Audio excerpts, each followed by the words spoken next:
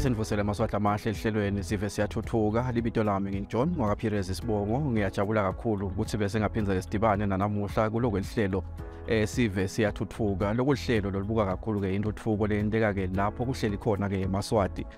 Umbuto uthi ahleli kuphi ke eMaswati ahleli ke emimangweni. eMaswati ahleli ke etinkundleni lobo ke kugcina ke sakwakha lona ke lelive lethu Maswati lamahle.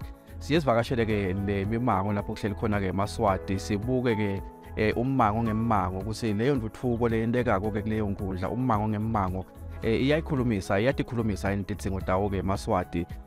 Indvo leyintuthuko kuba ngilento lethi mayentekile ihlangabetana nesidzingo lebesikhathe ke singekho ke itolo ekulohlelo sibona kakhulu ke tidzingo letifaka ekhatsi ke imigwaco tikolwa emaklinikhi emadiphu naletinye ke timfanele ikakhulukazi ke kusukuma kwemisebenzi ngekwakhiwa ke kwetikhwama tekonga nekubolekisa phecelezi ama-cooperatives. Leto tintfo ke tithi masetentekile eMaswati akubone kuyintuthuko lokho njengoba ke kusuke sekuhlangabetene netidzingo lebekathe ke tikhona ke itolo. Siyakubona ke kuyenteka kakhulu ke kulolo hlelo ikakhulukazi ke nguhulumende welive laKangwane lokhipha leyo mali ke etikhwameni noma ke emaphakelweni akhe ke anikete ke inkundla ngenkundla bese ke leyo nkundla iyabuka ukuthi kulona mmango lona kudzingeka naku kulona mmango lokho kudzingeka naku. Sibona ke live lakithi ke liyathuthuka ngaleyo ndlela. Sitawunikhombisa ke namuhla ke hlelo leMaswati lamahle lokwasala ke cishe ke emavikini lamabili lamathathu ledlulile lokhu kwakhiwa ke kwamadiphu cishe ke velonke lokumsebenzi uhulumende lekawusukumisa ke cishe eminyakeni lengaba ayithi ke ibe sihlanu. Emadiphu ke cishe sakhiwe ke lonke lelive laKangwane lokufaka ekhathi ke netindzawo tekwesula nekwelaphela tilwane phecelezi ama-veterinary centers. Lokungumsebenzi uhulumende lekatibophelele ukuthi bafuyi abangahambi ke tigaba letidze baqhuba ke imfuyo nokuthi beswele ukuthi imfuyo mayingasaphili kahle bayelaphisa kuphi noma kumbe bayesula kuphi mangabe ke bafuna ke kuyihambisa. Sitawubuka ke namuhla etindzaweni letasala ikakhulukazi eThokodweni kunemadiphu lakhiwe nalapho ePhondo kunemabili emadiphu lakhiwe naseHukwini kunemadiphu lamabili lakhiwe. Sethemba ukuthi eMaswati atakuthokodela kubona ukuthi nakuyawo inkundla nakwawo ke ummango ikhona imali yahulumende lephumile kuyawusukumisa imisebenzi lesikhuluma ngayo ehlelweni namuhla. Lilunga lePhalamende lenkundla yasePhondo umhlonishwa Xolani Vilakati wadumisa uhulumende ngekuthi avelane nenkundla yakhe ikakhulu kuyo lentuthuko yekwakhiwa kwemadiphi. Umhlonishwa lathi ifike lapho beyiya khona wavakalisa ubuhlungu bakhe nakhatha lokhu uhulumende wembube ababambisa ekwakhiweni kwalamadiphi lamane kulenkundla uthi tigila mkhuba atikatibeki nani phansi ngekweba yona imfuyo yebafuyi kulenkundla yakhe. Umhlonishwa Vilakati uyakhala ngenzaba yokuthi lemfuyo seyitholakele eveni labomakhelwane bafuyi uthi baye balahlekelwe ngekuthi bayibhadalele esikidi sahulumende lelisembisi farm lokuliplazi lakhe lelisemafutheni kaManzini. Uthi bafuyi bafa kabili ngoba kuye kubabite ukuthi baphindze batilayishe tibuyiselwe emakhaya ngemuva kwemalanga la14. Letsatsa le ikhoba nduna yokudo noma tinhlelo takho betibhizi kangaka kubuze ungashiya konke usinike le ntanga nalamuhla ukuthi utohlanganyela neSive salaphondo kulo mcimbi lomkhulu kangaka. Bese ndibona alawo mabhizinisi ithatha lithuba lekubonga wona sekuthatheli watchare bonga nje lokuthi nalowo mnyawo uvuleka ngibona singala umave sibonga kakhulu. Esigabeni senkundla ngibona ukuthi sithatha leli thuba ukuthi lonke ilipelo mhlambe town ngene sisathuthusabo ukuze sibe sithuthuke noma sifike la sifike khona namhla siyovela lephakhiwo. Sisizwe onke amatiko lapha esanda nabafuyi ladala ikhaza lelikhulu uze sibela. Bebakhasile ndibona laba bona bamathathandela alomsebenzi walephakhiwo ukuthi beba mhlawumbe nebophuna badibana nabo kodwa ke mhlambe sahamba saze setheli lephakhiwo setiphenile libomo lethu setitawudipha anokuphelele tingasingemane lithi le ndibona sisole nemabhekbo ikakhulu into sendele wona namuhla kakhulu. Ngakulokunye Indvuna yelitiko letekulima nayo seyibeka inkulumo yayo ngemuva kokuthi ivule lemisebenti lemibili ngalokusemtsetfweni. Indvuna yetekulima seyibeka inkulumo yayo yadvumisa bona bafuyi labangaphansi kwenkundla yasephondo kule miphakathi lemibili yasembonono kanye neyasebhadzeni 2 ngekuthi babambane kusachutjwa lomsebenzi. Ngithi angibonele kakhulu ngoba kube yivona enkulu ngibonile naleti mali ngimvile yatisho nababenza manje lo nosebenzela micro projects. Siyabonga nokuthi Sive sifike sicene bese uhulumende uyaselekelela lesive. Siyadibongela. Ngibonga kakhulu lokuthi le mali yale nkundleni iphume ibe nengi ngalanga ka agriculture. Ngoba ngalanga ka agriculture kubalulekile nje umsebenzi wakhona kakhulu eSive. So ke siyabonga kakhulu mhlonishwa neSive naso sonke nje Sive ubambisana kunomsebenzi. Umuntu uthaka sansenethuba akuthade mhlonishwa yeSive ngekuthi kunesikhwama selive lesithiwa i-Regional Development Fund RDF. Lesikhwama yiso lesente nomsebenzi namhla kwaze kwafika ilanga la khona sesitowuvuna khona ngalokusemthethweni. Ngoba lesikhwama sasungulelwa ubambisa Sive seMaswati. Lesive siyahlangana nje sifona sibe neniphupho bese sifaka isicelo saso embulsheni. Bese ngeinkundla council yasibuka lesicelo emva kwaloko isi-approve bese isicelo siyabuya ke sesida leyo mali ledzingekile so yaphumelela ke umsebenzi. Siyabasida lesikhwama kakhulu ema-community siyasibonga. Ngicela nekukhuthaza ukuthi nabantu abasha singaba-benefita lesikhwama. Ngiyazi ukuthi engqondweni abantu abasha kuyebe kakhulu lokho ukuthi thina sifuna kwethu futhi vele thina sinayo mhlawumbe imali yaka-youth fund.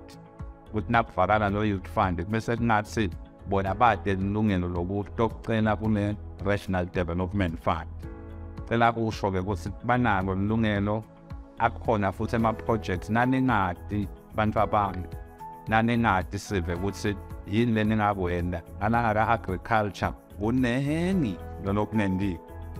Ningayakha nje inhlangano bese seliyavumelana ukuthi thina sifuna kuyokwenda umsebenzi we-projects yetinkulumo nihambe nisungule le project. Balimi bemphakathi wasedlangeni abawuvali umlomo kulandzela ukuthi ihulumende ngaphansi kwamkhono wakhe i-micro projects abakhele lidibhi lekudibhisa imfuyo yabo enzaweni yakahlonga Sibi. Balimi labazuza kulo babalelwa enkulungwaneni nje vo. Leli dibhi imahaheni libite imali lengu-245,000 emalangeni kulandzela ukuthi libe sidzingo lesikhulu kule nkundla yasehukwini ngaphansi kwalomphakathi wasedlangeni ngekusho kwasihlalo welikomidi lalo umnumzane Hlangabeza Gama. Cha lidibhi kuza sakhele uhulumende sacela ngenhlupheko lesinayo yetingomo onke nje tifuyo. Lidamu lebesidibhakilo belikhashane kakhulu ngoba ledulu emphakathini. Besihlupheka ke kakhulu naleti mpahla tisifela ngalokuhamba indlela lenzeka nalomhlabathi tiyawugethula. Sasonzela kibo bathuthukisi nenkundla basibonisa lokunene. Bathi teke kube basibonise sase siphuma singena ngitotonke tingoni tahulumende letingtona tiniketa lusito. Wagcina ke vele kuvuthiwe basibalela tifuyo letifanele tidibhe la basicwaningela nalamakhilomitha kusuka le lapha besidibha khona stela. Wathola ukuthi vele kuyasilungela ukuthi singaba nalo lidamu. Sase ke siyacela kiyo inkundla isihlanganise naye micro project. Wagcina ke vele uhlangene lusito silubona nalo solududana. Nathi safaka ke mandla kakhulu sisive sala kanhlonga sibi njengoba namhlanje lidamu seliphelile. Le nkundla yaseHukwini isesifundeni sakaHhohho eTulu eNtabeni Temtsimba yakhelene nelidolobha lelikhulu leMbabane. Lilunga layo lephalamende ngumhlonishwa Nkanyezi Ngwenya. Inemiphakathi lemine lokufaka ekhathi waseDlangeni, kaSiko, laMgabi eTiyeni naseSitheni. Sive lesingephansi kwale nkundla yaseHukwini sibalelwa etinkulungwaneni letilishumi nakubili lesitiphilisa kakhulu ngekulima wona ummbila kulandzela ukuthi timvula kule nkundla tidlala abantwana sibili ehlobo. Isekelana imingcele netinkundla letintsatfu letifaka ekhathi yasemaphalaleni, Mbabane East kanye neyakuNkomiyahlaba. Emetameni yahulumende wekuletha intfutfuko wakhipha imali lebalelwa ngetulu ka-36 million emalangeni. Lilunga lephalamende lenkundla yasephondo ithi impela tihlathi tivakashela tindlebe kubo bafuyi labangaphansi kwenkundla yakhe kulandzela ukuthi hulumende akhe emadibhi lamane ngephansi kwale nkundla lafaka ekhathi kwakhiwa kwelidibhi lasemponono laseBhadzeni 2 Sidzakeni kanye naseThawela. Umhlonishwa Vilakati udumisa hulumende njengoba uthi lo msebenzi sewuwonkana kusetshenziswe imali lebalelwa ku-1.6 million emalangeni. Ngibonga kuye hulumende nosendela mhla sahlangana la ngokuthi avule noDotkwama letikhona letawusiphe eMaswati. Ngoba kumusawo neMaswati likhona ngelikhona la lihleli khona limthandazele hulumende. Lo nesifiso lesihle ngeMaswati. Ukuthi imali le kuqhubeke letikhwama tivele noma ngabe tisaya tikhona esigabeni setimali kodwa eMaswati nakamunya inhlitiyo yinye konke kungenteka. Ngakulolunye luhlangothi indvuna yelitiko letekulima umhlonishwa Jabulani Mabuza udvumisela abafuyi labangaphansi kwakule nkundla yasephondo ngekuthi bakhelwe nguhulumende wembube emadibhi lamane lawavula ngalokusemthethweni ngesikhathi lesibalelwa emavikini lamathathu kule nkundla yasephondo. Enkulumeni yakhe uMshengu wanxusa abafuyi kule nkundla yasephondo ukuthi uma basachubeka nekufuya wathi ubacela ukuthi bafuyele kuthengisa kude kucosheke kati etiko emakhaya. Ngicela ke kusho amagama lamabili lamafishane sitovula umsebenzi wemadibhi lamabili. Le dibhi lelinye iBhadzeni deep tank number 504 bese kuba imponono deep tank number 526. Cela ke thatha lethuba nginibongele nami ngibongele litiko la agriculture ngiphinze nginibongele kuhulumende lokuthi akhone kunibambisa njengesive kulomsebenzi lesihlangene ngawo. Lo wabongela tikhulu letingaphansi kwenkundla yasephondo kwaba nguChief Sicunuza. Lobonga kakhulu hulumende wembube ngekuthi asekele inkundla yasephondo ngekwakha emadibhi lamane emiphakathi leyahlukahlukene. Cha ndimalo ngijabula ngoba promotion atkhona sithi lapha indlela yokuthi dikhona ukugcineka dikhona dance na dikhona nje kuthola ukufiseka before step of the new club siyawanza ngoba uyathi bina winsimika iwo mbona ngibamele eMaswati ngona ndikufuna eMaswati kuya itshintsha ingobuye imali sasa besiyakona ukusebenza but the kolo senge ngomanyolo sasa please kusenga nemoto nase kusiwa so libhanga nje speed ngoba liyakwenda ukuthuthuke ikhanze kusasa sokuphila now kudineka kahle into besokuphila wena ngoba umuntu lo takusela now wait kuba yawi andesikhatha samanyelelo namhla sivile was pouring shinale sebatasti sayo doubt satikon sekude lokulahlwa kwenkomeni sebenza ko cross now ngepo sinamai airport.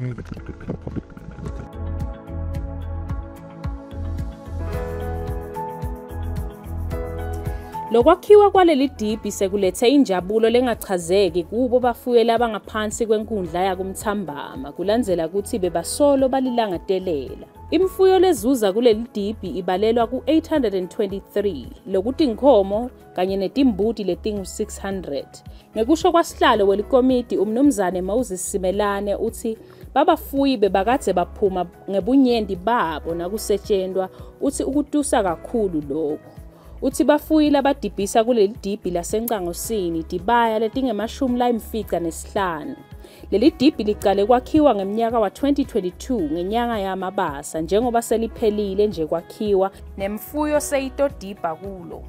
Qala kwami ngiqalisa enkundleni, inkundla engiyona yasichansa ngeimali. Kwathi noba sesehluleka sina 23,000 kwaseqhamuka MP nenduna enkundla nobuchopho basifakela 7,000. Sachubeka ke saya 30,000. Sase siyaphumelela ke isicelo sethu. Wasoyasemukela ke Mike. Sase ke siyacala kusebenza, nasiqala kusebenza saphuma isizwe. Sase sebenza siphakathi naso.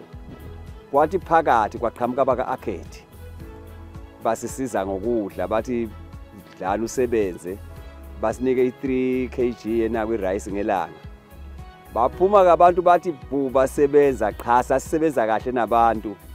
Ngiyasibonga isizwe saseNcangosini noba bafuyi balapha kwaphuma ngisho nabaze inkomo bazosisebenzisa.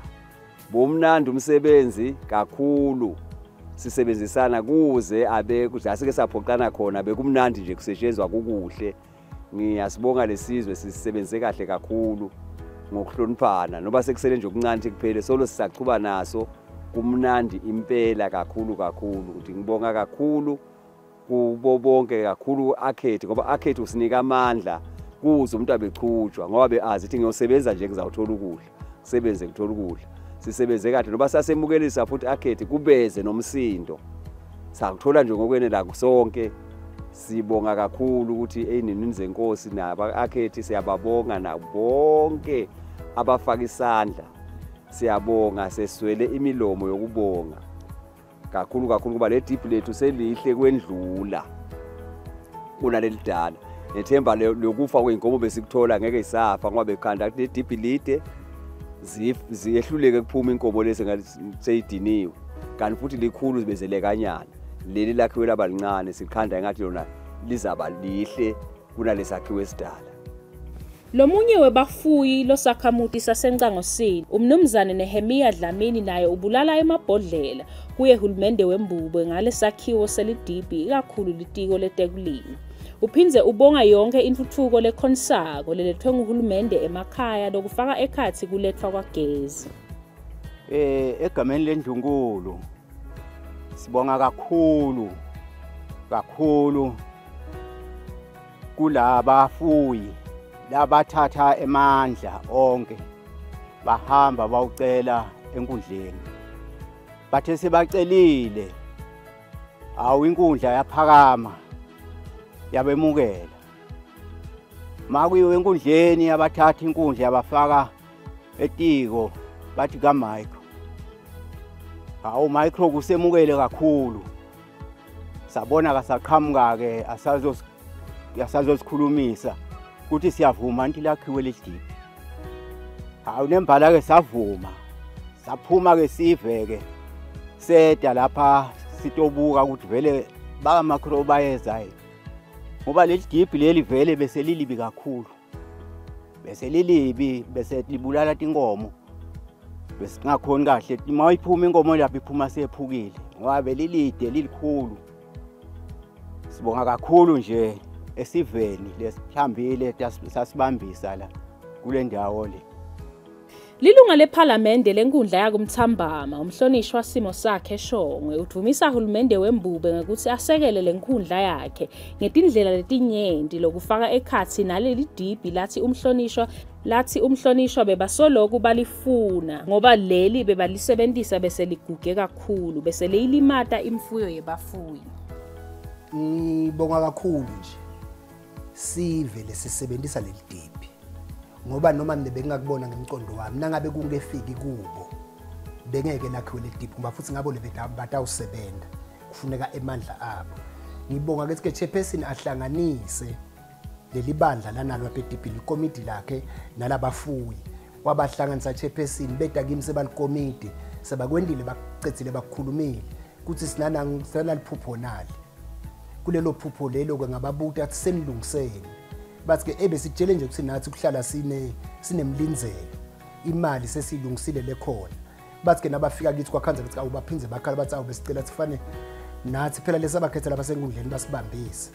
Kwaba ngimngene endvuna inkundla nabucopho awusathifaka tandla bucopho wasihlanganisa sayihlanganisa leyo mali sayiletha sanika lokhu sijabulisako ke kubambisa abantu nabo labasukumile ungenteli bantu into ngoba ngeke bayinakekele ngoba kona kubanibona kude lokubalahlekela lokho ukuthi nje kwasuka ngakubo nabo bakhiphe imali baphinze balisebenta lelididi ngetandla tabo lo seliphelile nje linje ngiyabona sekushike nje ama touch ups lapha nalapha kuthi lididi liphele sibonga lokho ke basebentile chairperson kusebenza nebantu kulukhuni kodwa nje chairperson basi noma la yakhala ngumbona sovuka ngwakubo kwakasimelane ngumbona phinza buya nganeno umlo omdzala ukuthi vele nakusentshedwa kukhona kuphikisana kukhona ningaboni ngalisolinye kodwa nje wasimelane siyabonga kukhona la kwendile kuba ngichairperson lapha eDipini nali Dipli lelisha sesinalo inkomo tethu sethi tawuba safe ngoba kule Dipli likhona lebesala alibala khala ngako afuna Dipli nje uthi le Dipli seliyalimata lidingoba siyambonga ke wasibelana ekukhala kwakhe uphinze wasukuma njengachairperson uwendile umehluko esiveni emangweni wakithi kulabafuyi. Siyaliqoqoda ke hlelo maswahla amahle lokuhlelo Sive Siyatfutfuka lolubuka ke intutfuko yeMaswati lapho ahleli khona namuhla besiqoqoda ke umsebenzi wokwakhiwa ke kwemadipu cishe velonke lesiwabonile ke kulohlelo kusukela ke sicale ke kuwaveta leka wakhile uhulumende kule minyaka lengacishe ke ibe sihlanu eyendlulile abalela ke emashumini lamathathu nesithupha 36 kunalamanye ke lasalungiselelwa ke kwakhiwa letakhiwo lesikhuluma ngato ke namuhla atibidi nje ezukana kudakha njengoba ke sibona ke imali iphuma ilinganiselwa ke emadinkulungwane letingamakhulu ke lamathathu 300,000 kwakha nje lidiphu ke ngalinye nekwakha ke lama veterinary centers la lusito kakhulu kubo ke bafuyi eMaswati kuyawathokodisa kakhulu njengoba ke sithi vele ke atikhulumela lamanye awo ukuthi kunetibaya kumbe letingacishe tifike kubo 140 kuleyo ndzawo bese uyadibuta ke lokuthi ingabe lento tinkomo betihamba indzawo lenze kangakanani lingekho lelo diphu ngaleso sikhathi imfuyo imcoka kakhulu ekuphileni kweMaswati ingako ke kwakhiwa ke kwelidiphu kusehlakalo lesikhomba intutfuko kuleyo ndzawo mangabe ke eMaswati asatalibona likhona kanti belingekho ke itolo sethemba kuseMaswati ke alithola kodwa lehlelo sethemba ukuthi Jehova ke utasigcina sibonane nangalokutako siphilile evikini letako nisale kahle.